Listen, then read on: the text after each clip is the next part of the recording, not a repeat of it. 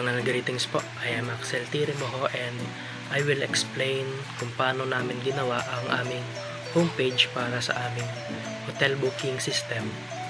So, kung makikita nyo dito, meron po tayong package name na hotel booking system and meron tayong import na java.awt.color and meron po tayong public class homepage extends JFrame. So, ito po is ang ginagawa niya ay it makes sure na may inherit nung homepage yung mga properties and classes na mayroon yung JFrame.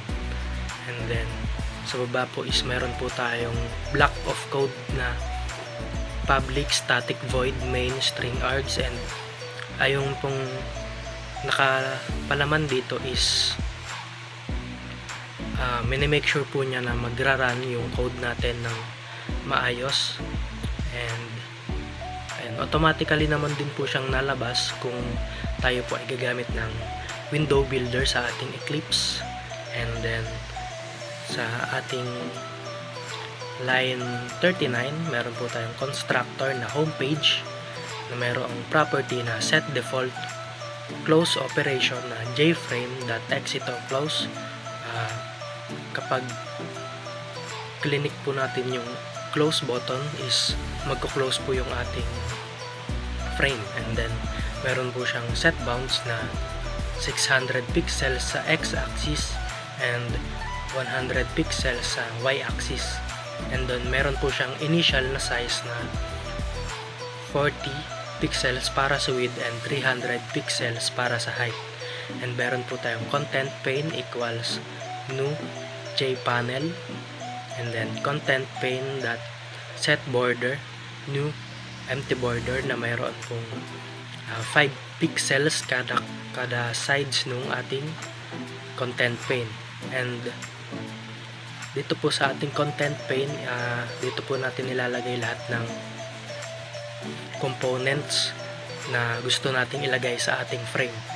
And then para naman po ma-set natin yung frame, meron po ditong sa line 48 meron po tayong set title. Dito po isa-set natin yung title ng frame, at ang title po niya is Celestial Grand Hotel, which is yung name po rin ng aming hotel. And sa line 49 set size 500 pixels para sa width and 850 pixels para sa height. So kung makikita po natin, diba, sa line 41 meron na rin po tayong initialize na 40 pixels para sa width and 300 pixels para sa height, ay ma-override po yon ng ating panibagong width and height na inilagay sa line 49. So ang susundin po niya is yung nasa line 49 na size. And then meron din po tayo ulit na set default close operation jframe.exit on close, and then get content pane.set layout null. Ito po ay para maging maging absolute yung positioning ng ating mga components. So ang susundin po na positioning niya is yung kanyang mga coordinates, and then set resizable false. So hindi po natin mariresize yung ating window. Punta naman po tayo sa iba pang components. Gumamit po kami ng JLabel para mag-display ng text sa aming homepage. So for example, itong nasa line 56, JLabel na meron pong variable name na LBL welcome label equals new JLabel, and then yung text po na nakapaloob sa JLabel is yung welcome to. And then next line po is get content pane.add LBL welcome label. So ang line po na ito is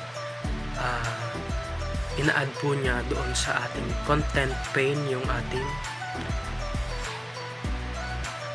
JLabel na may variable name na LBL welcome label para po lumabas siya doon sa ating frame.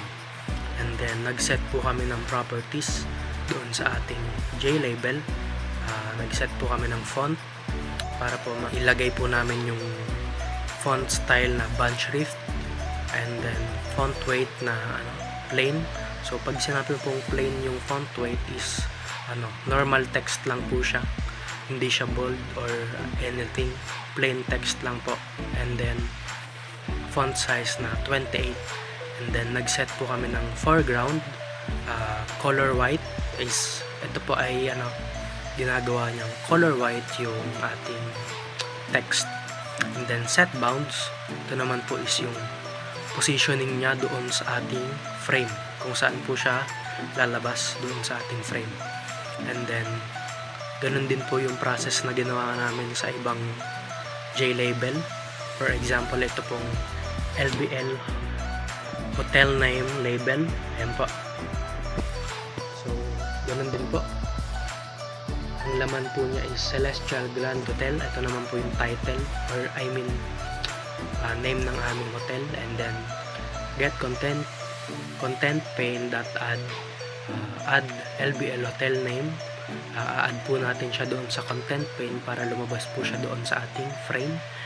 And set font para naman po maayos namin yung font style, font weight, and font size. And then set foreground para naman po sa color ng text, and set bounds para naman po doon sa positioning ng ating J-label. And ayan, ganun lang po hanggang sa matapos po namin lahat yung text. And then lastly, doon po sa ating homepage is naglagay rin po kami ng J button na may variable name na BTN Book Now button, and new J button, and may text po yung button na Book Now. And then get content pane dot add BTN Book Now button para po ma-add siya doon sa content pane and lumabas siya doon sa frame. And nag-set po kami ng property na set font para po maayos namin yung font style, font weight, and font size. And then yung set bounds po para po sa positioning ng ating button doon sa page. And then set background, ito naman po yung background color, magiging kulay puti po yung background color ng ating button. And set foreground, ito naman po is magiging black po yung color ng ating text doon sa loob ng ating button. And then for the functionality, naglagay po kami ng action listener. And then ang pinaka function po ng button na ito is kapag pinundot po ito ng user is mapupunta siya sa ibang page, which is booking form page. And then dito po sa booking form page, nandito po yung iba pang mga process ng pagbubook ng room sa aming hotel. And ayun po nakalagay dito, booking form page, may pangalan po siyang, may variable po siya ng booking form equals new booking form page. And then booking form dot set visible, ito po yung nag-i-ensure na mag-show po yung panibagong page na pupuntahan ng user. And then sa line 97, dispose, i-close naman po niya yung ating current page, which is the home page. So para naman po hindi maging plain yung aming homepage, naglagay rin po kami ng background image. And ang ginamit po namin dito ay ang J-label. So ang ginawa po namin is naglagay po kami ng J-label, and may variable name po siya na LBL background image, and then equals new J-label. And then nag-set po kami ng property na set icon. And then ayun po, new image icon, parenthesis homepage.class.getSource. And then dun po sa loob ng property pa po ng isang parenthesis is andun po yung path ng image na gagamitin namin. And then next po is set bounds. So meron po siyang 0 para sa X and Y axis para po sa gitna po siya nung frame lumabas. And then yung size po niya is 500 pixels para sa width and 811 pixels para sa height. So yung width and height po niya is katulad lang din po nung nasa height ng frame namin para po masakop po niya yung buong frame. So ayun, ganun lang po. And then that set layout equals null para po maging absolute po yung kanyang positioning. And then next po is line 110, get content pane that add LBL background image. So ang line po na ito is, ang ginagawa po niya is ina-add po niya yung ating JLabel na may laman na background image doon po sa ating content pane para po lumabas siya doon sa ating frame. And then lastly, meron pong set visible true para po lumampas yung ating pinakang buong JFrame. So makikita po natin dito yung aming sample output ng aming homepage. So makikita nyo po dito yung inilagay nating JLabel na nagko-contain ng text. Ito pong welcome to Celestial Grand Hotel, experience luxury and comfort, your perfect stay awaits. And then yung ating button po na book now, and then makikita po natin yung background image na inilagay rin po natin gamit yung ating JLabel.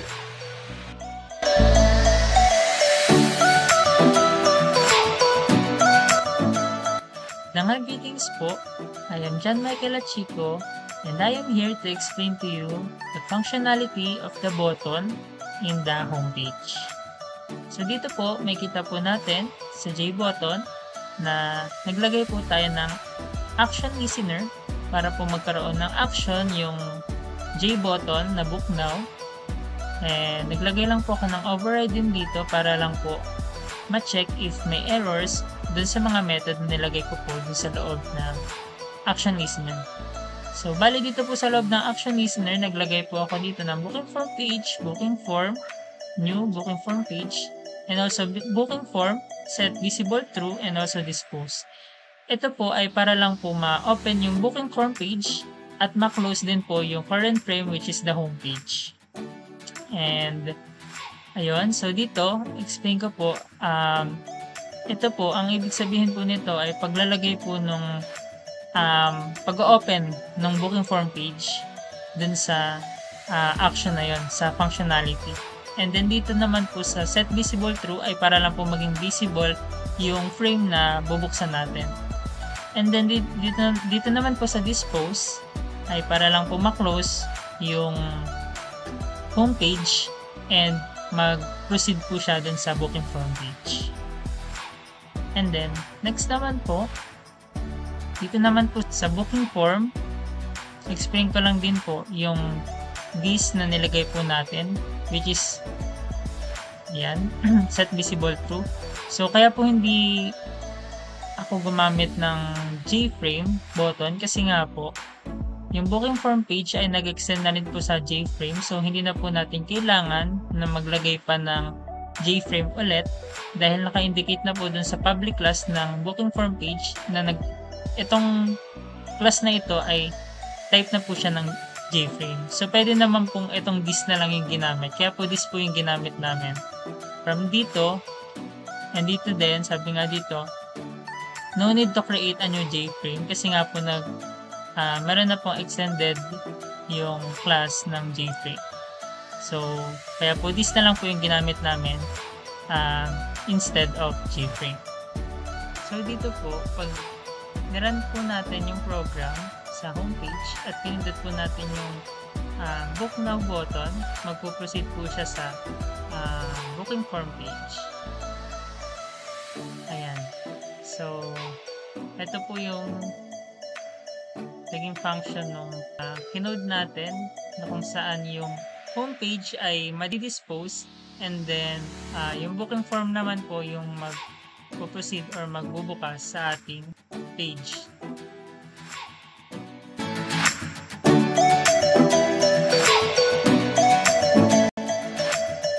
Hello! Para naman sa booking form page, ang mga ginamit kong specific codes ay of course yung J-label as well as yung mga J-text field na kasama niya. For example, makikita natin yung date of check-in, may kasama siyang J-text field para doon mag-input yung user. And then of course, may mga J-button din for specific functions tulad sa number of adults at sa number of children na may makikitang plus and minus buttons para makadagdag ng isang member or isang person doon sa hotel na yon. As well as gumamit din ako ng J-checkbox para naman sa extra amenities and services natin. Then sa may bandang baba sa additional notes, may makikita din kayong J-text field as well as J-button sa baba nun para naman ma-cancel mo or ma-check mo yung rooms kung meron pa.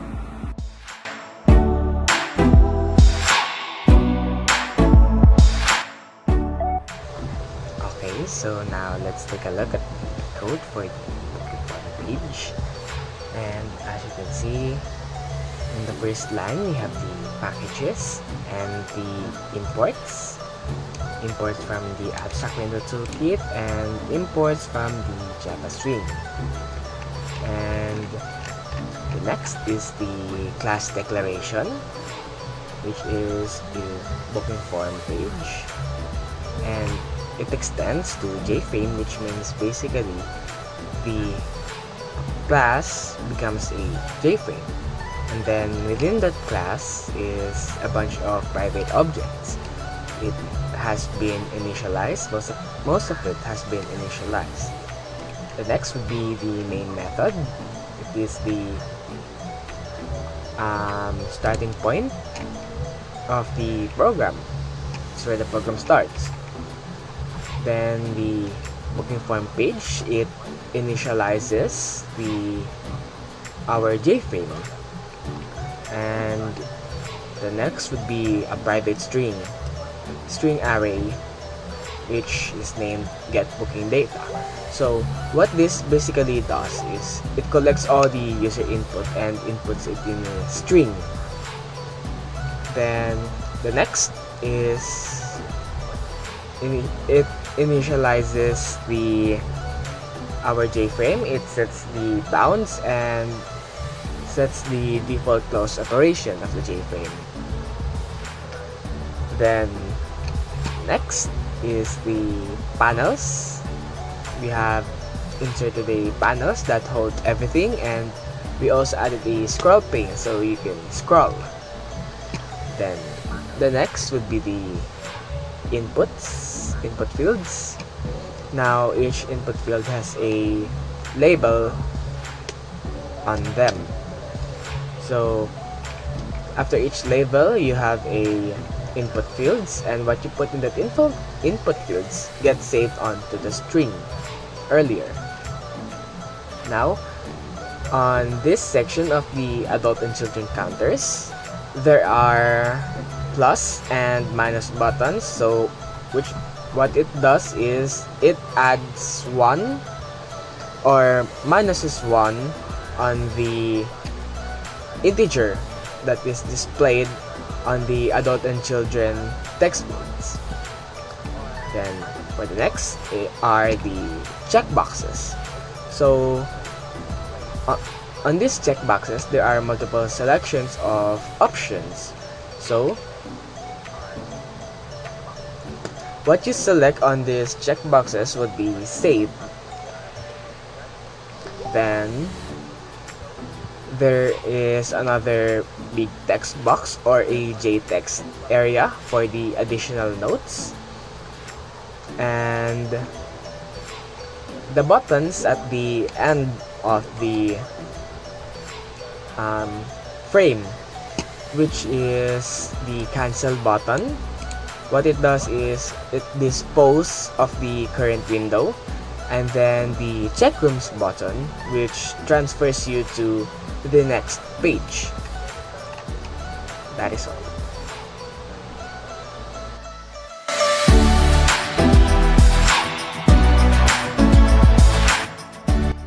Here we have the result page of our hotel booking system. This serves as a display screen of the available rooms based on user input. So upon opening this page, the user is greeted with a available rooms header which is done using a JLabel. This makes it immediately clear what the page is about. A back button is placed at the top right corner, allowing users to return to the previous page if they wish to modify their search or explore other options. This is added using the JButton component of the JavaScript.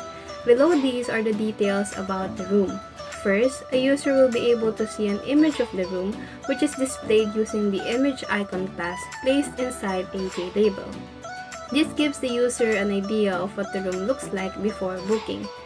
Following that are the detailed information about the room, which includes the price per night, room type, maximum number of adults and children allowed, and the section for the list of amenities, all presented using multiple JLabel components. Next, we will be able to see a Book Now button created with another JButton component. So to make the result page dynamic and capable of displaying any number of available rooms, a calculation for the content pane height is used. The number 450 represents the height of each room display card, so as the room count increases, the content will expand accordingly. Following this, the JScroll pane component is used to enable vertical scrolling if the content exceeds the visible area of the frame. The vertical scroll bar is set to always, while the horizontal scroll bar is disabled to ensure the page layout remains fixed. Lastly, the frame's resize feature is disabled to maintain the layout's consistency, as we can see in the line frame.setResizable false, preventing the user from resizing the frame and ensuring the planned layout is not disrupted. With this setup, the page provides a smooth and user-friendly experience, allowing users to effortlessly browse and book rooms.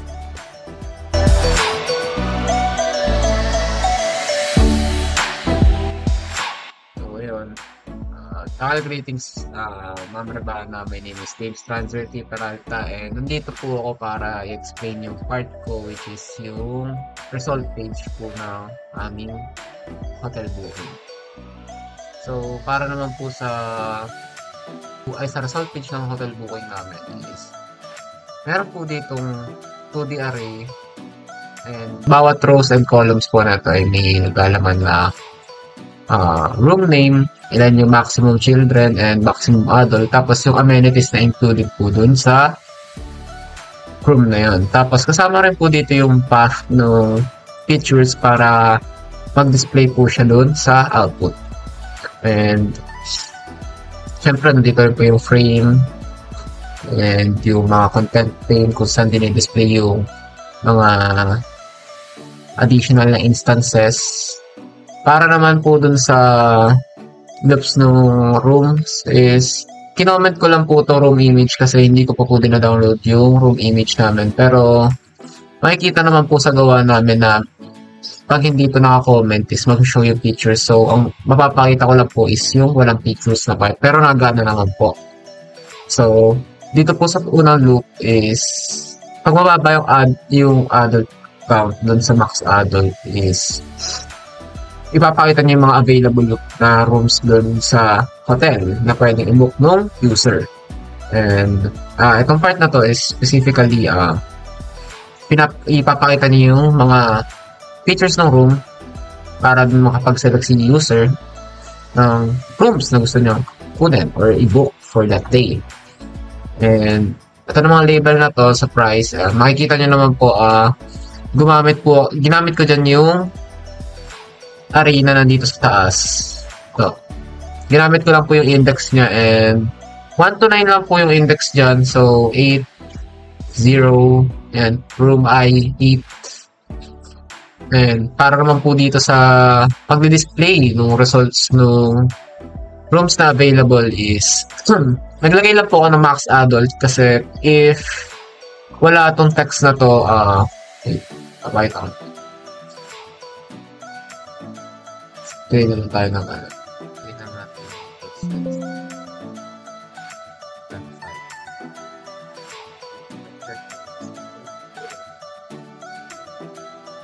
So, na number of orders. Random morning po. Sa amenities, check rooms. Kasi once naman po dito sa part ko is, kaya nga po nasabi ko kanina is, kinoment ko po yung room image kasi wala po ako nung image as of now. Kasi ang nasa akin lang po is yung part ko. Hindi ko na po dindownload yung room image. Pero once na tinanggal naman po ito room image na to, mag-show naman po. Once na meron po akong image netong mga to. And para naman po dun sa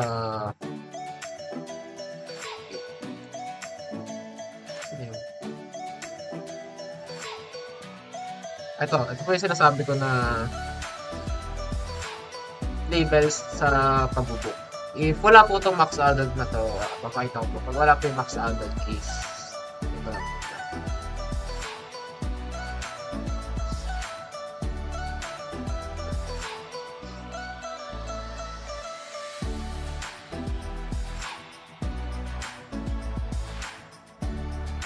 Ayan. Makikita nyo naman po, if tinanggal ko yung text sa max adult is number 2 lang po yung nakalagay, which is magbumukha po siyang plain and ang unappropriate lang po sa mata for me. So, naglagay po ako nun para na rin po formal tignan yung part ko. Ganun lang rin po yung sa iba. Nilagyan ko rin po ng text, tapos yung index. Then, sa amenities naman po, dito, ganoon rin po yung index ng room, ng array. Ito, para po mag-show yung mga amenities na meron dun sa isang specific na room. Katulad nitong sa deluxe suite. Wi-Fi, minibar, air condition, Wi-Fi, kitchenette, TV, balcony, and para naman sa presidential suite, meron Wi-Fi, jacuzzi, minibar, private lounge, tapos sa superior room na yung Wi-Fi, TV, air conditioner, tapos minibar. Na habang check po ng user yung iba't ibang rooms, mag-show po dito yung different amenities na available sa isang room kasi nandun po siya sa 2D array na nasa taas and naka-include naman po dito yung mga room name, max number of adult, children's, and yung amenities na available sa isang room. So, meron pong differences na makikita yung user and siya na po yung bahala mag-decide kung anong room yung ibubuk niya for that night or day. And para naman po dito sa chosen room, nakikita nyo naman po na para pag nag-display po yung ibubuk ng user is nandito lang rin po siya sa isang set ng array and gumamit lang po ako ng get text dun sa mga label na nasa taas para ma-display po yung nasa loob nun. So, para po sa amenity ones is ito po yan. Ito po yung ginat kong get text sa taas. Ito rin po yung sa may action listener nung part na yun. Para pag click ng user yung button na book now is mag-show na po yung mga yung room names and yung amenities na meron dun sa isang specific room tapos yung price. And yung mga blank po na string is para lang po magkaroon ng empty string dun sa may array. And yun lang po, thank you Miss Crystal Ravana, and yun lang po yung part ko sa GUI project namin, and thank you po. So dito sa int adult count and children count is yung variable para dun sa number of adult and number of children na in-enter niya. So bakit may booking data index 2 and booking data index 3 dito? So, yung booking form is separate page, kaya need natin siyang kunin mula doon. So, itong booking data na to, na array, is nandito siya sa booking form, which is yung responsible para sa pag-get text or yung pag-get ng value ng number of adult and number of children na text field. Kaya siya naka-get text. So, ang data type nito is string, and need natin siyang i-store dito sa int na data type. So, need natin siyang i-parse para ma-convert into integer yung string data type. Kaya siya may integer that parse in booking data index 2. And ganun din para dito sa children. So, ayan. Punta na tayo sa for loop para ma-display yung bawat room na available. So, yung arguments ng for loop is starting from 0 up to the length of the room array. Kaya siya ganyan is para madaanan lahat ng indexes ng room array. So, punta naman tayo dito sa if statement ng for loop natin. So, dito may dalawang conditions ang kailangang mag-true para ma-display yung room na available. So, si adult count is need less than kay max adult of each room. And children count is dapat less than sa max children of each room. So, si adult count and children count is yung variables na in-enter ni user. And yung max adult and max children is yung variables na preset sa room array. So, dapat si adult count and children count is less than.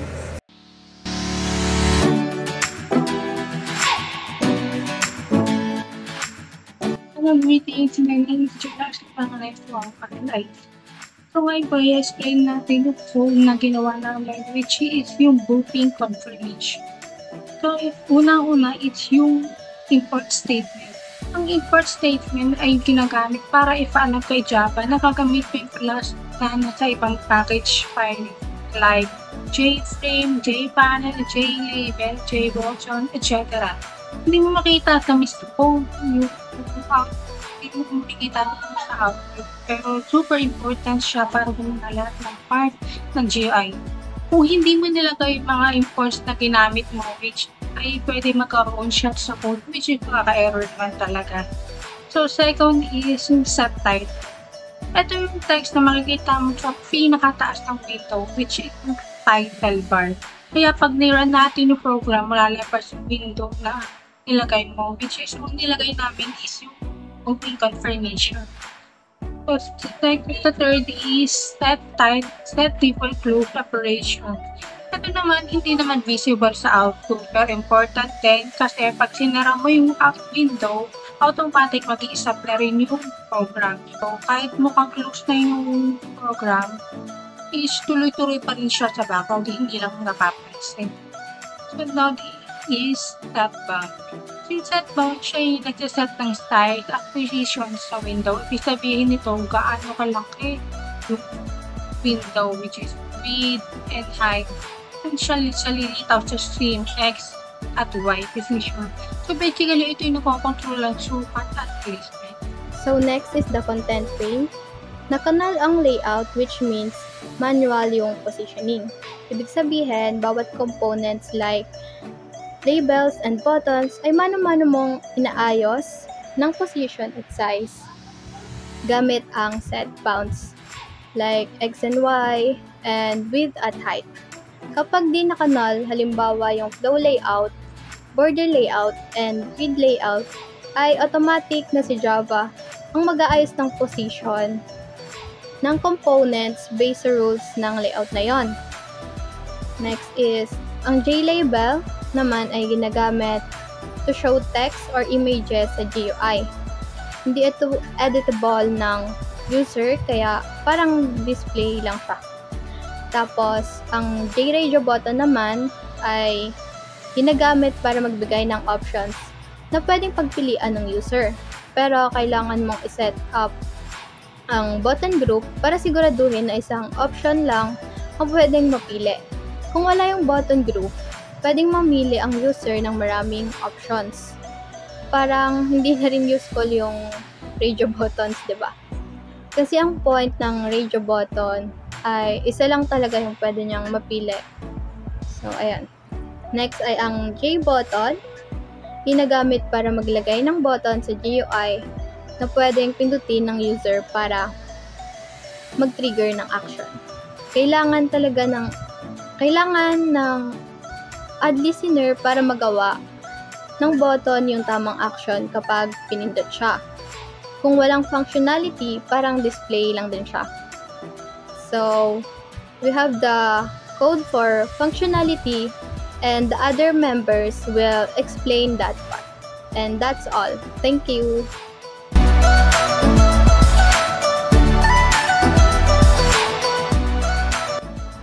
Mga greetings, Ma'am Rebana.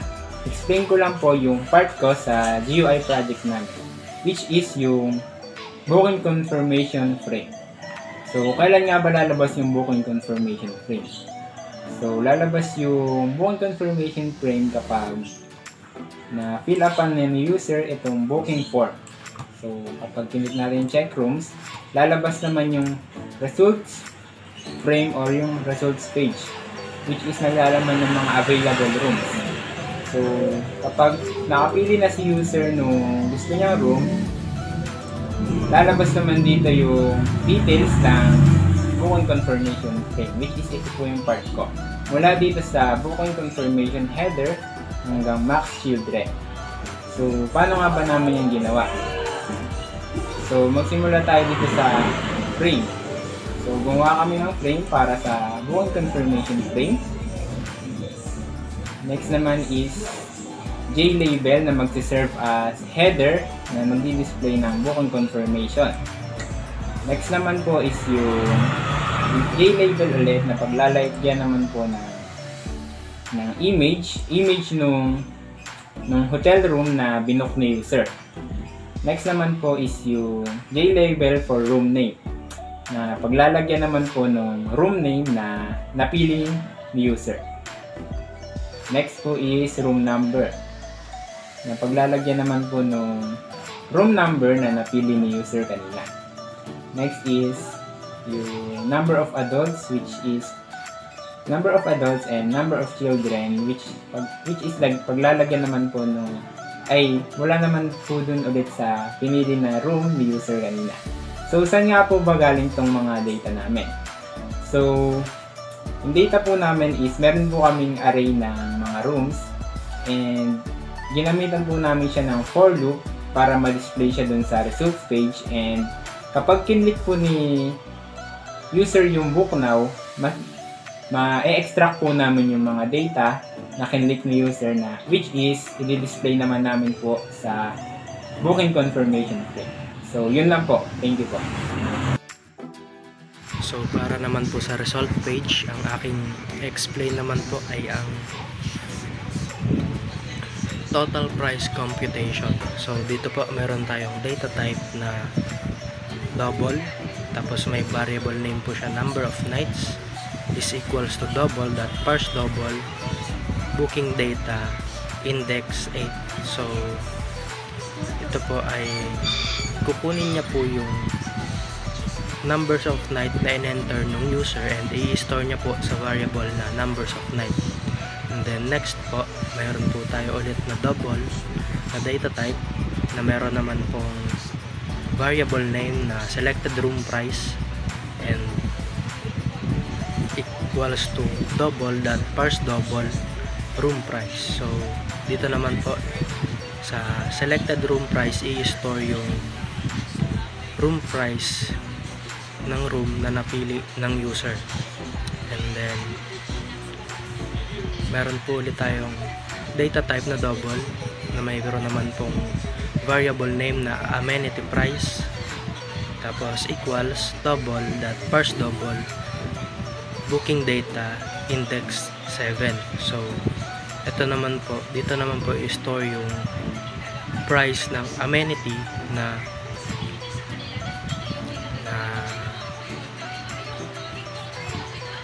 pinili ng user. And then sa baba naman po nun mayroon tayong double na mayroong variable na number of amenity equals 0. Dito naman po may store yung number ng amenity na pinili ng user, kung ilan yung amenity na inavail ng user.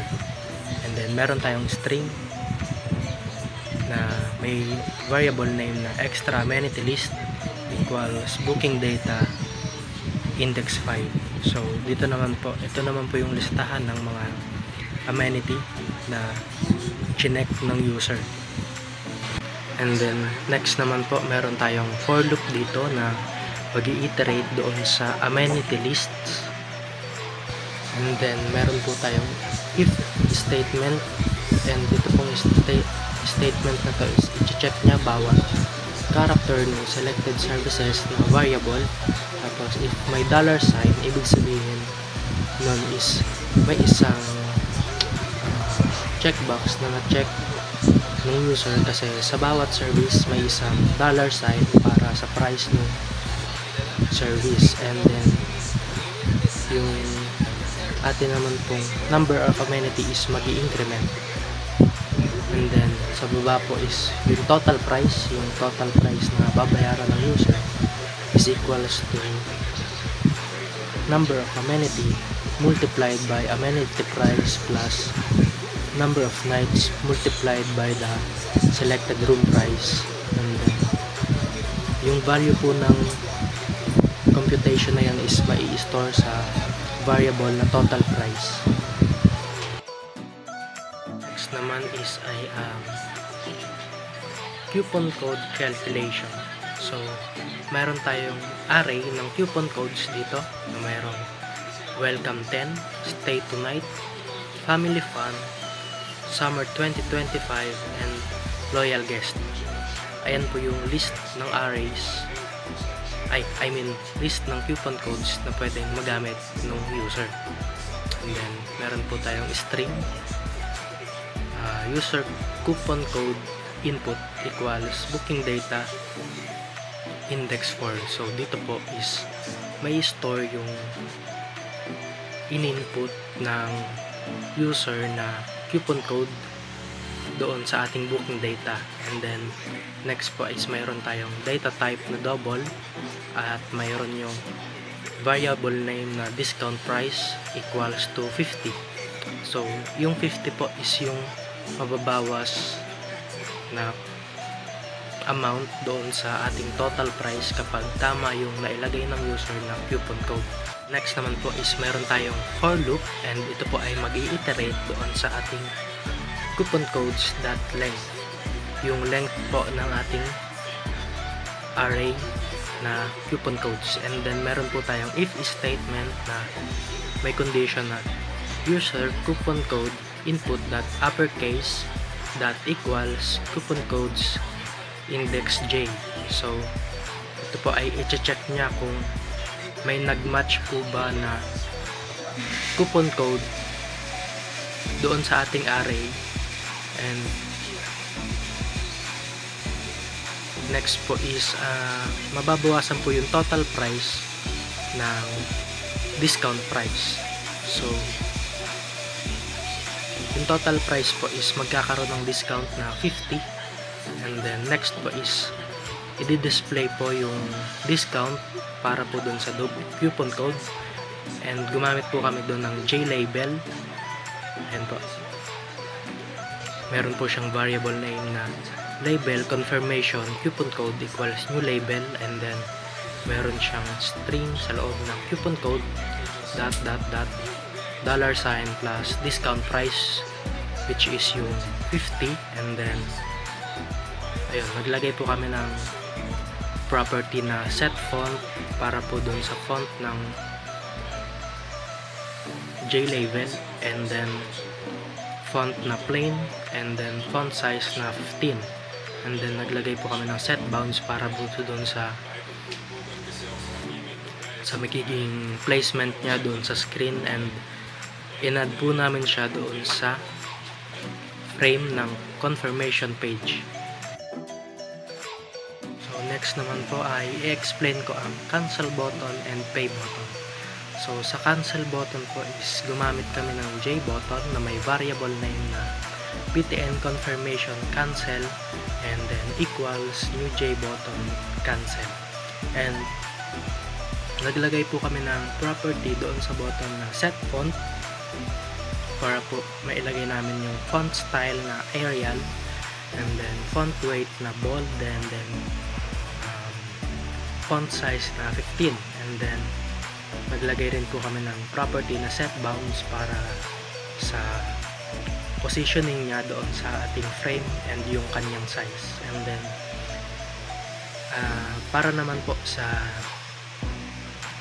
functionality ng button is naglagay po tayo ng action listener, and then para po sa main function ng ating cancel button is kapag pinindot po ng user yung cancel button is merong J-option pane na lalabas, and then may message po na room booking is cancelled, and then cancelled, and then automatic po na magko-close yung window gamit yung ating FRM confirmation frame dot dispose. And then for the pay button naman po, gumamit din po kami dito ng JButton na mayroong variable name na btn confirmation pay, and then equals new JButton pay. And then same as sa cancel button, nag-set din po kami dito ng font and set bounds. And then para naman po sa functionality is nag-add din po kami dito ng action listener, and ang main function ng button na to is kapag pinindot ng user yung button is merong lalabas na panibagong frame, and doon sa frame na yon is mayroong J-label na nakalagay is please enter your name to confirm your payment, and mayroong text field na mayroong variable name na text username, and doon po i-input ng user yung kanyang pangalan. And then next is meron din po ulit na JButton doon sa panibagong frame na mayroong pangalan na btn confirm payment, and then ang title po nun is confirm payment. And then kapag pinindot po yun ng user is may lalabas na J-option pane, and ang message po doon is hello, and then yung username, and then ang sasabihin niya is you've successfully booked a room from Celestial Grand Hotel, thank you and come again. And then after po nun is magko-close po yung ating frame gamit yung FRM payment confirmation dot dispose.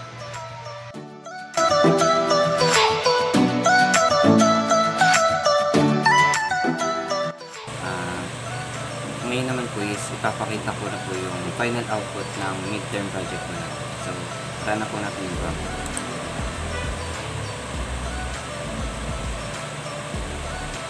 So, sa una po is lalabas yung home page kung saan makikita yung welcome text para kay user and yung book now po. Para pag pinindot po yun is lalabas yung booking form. Ito na po yung booking form. So, and ito na po yung mga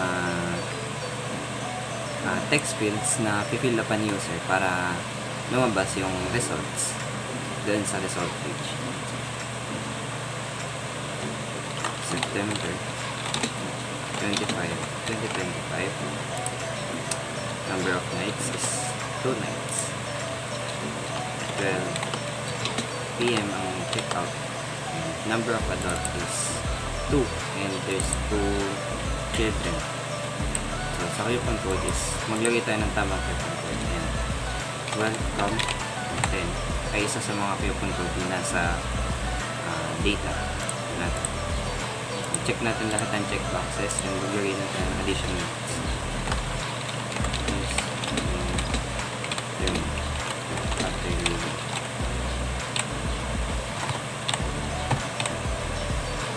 Pindutin po natin itong cancel button. Automatic na po nag-end yung program kasi ika-cancel na ni user yung booking, yung pagbubook niya ng book. So, run po natin ulit and mag-fill up po tayo ulit ng informations.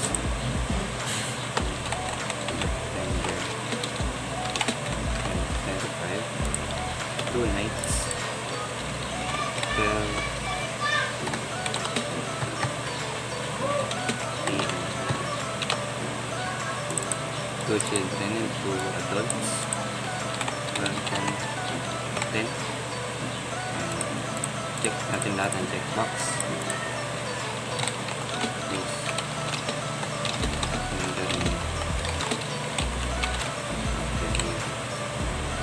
And then, and pindutin naman po natin yung checkbox. Yan.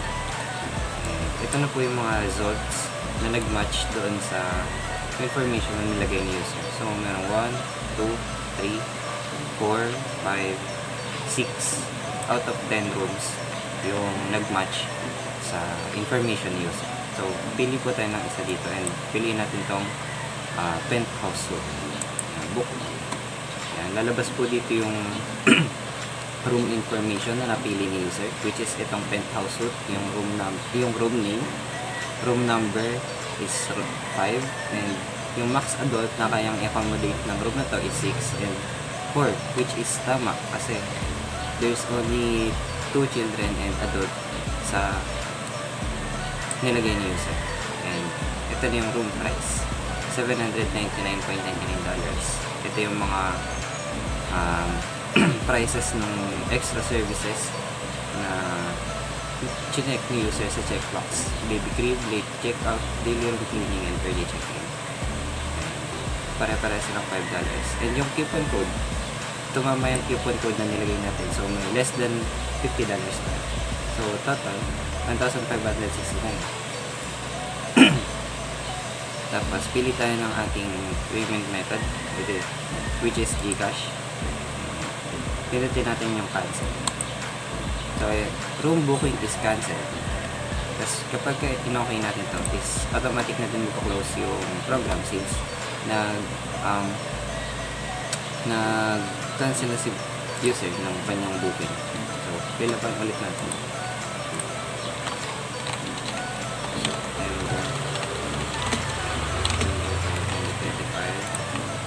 Number of nights is 2 nights. Time of checkout 12 p.m.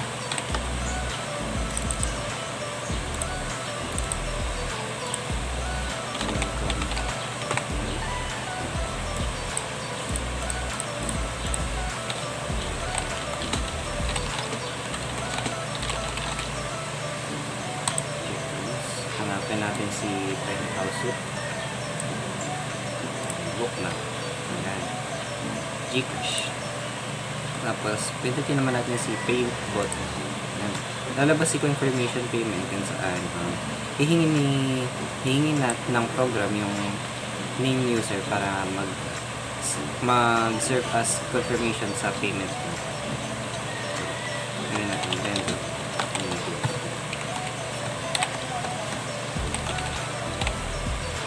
Pindutin natin yung confirmation. And ayun. Hello, Renza Tolentino. You've successfully booked day room from Celestial Grand Hotel. Thank you and come on. Total price is $1,569.98. So, click natin yung OK. And automatic na din po mag-end yung program. That's all lang naman po para sa aming system. Thank you.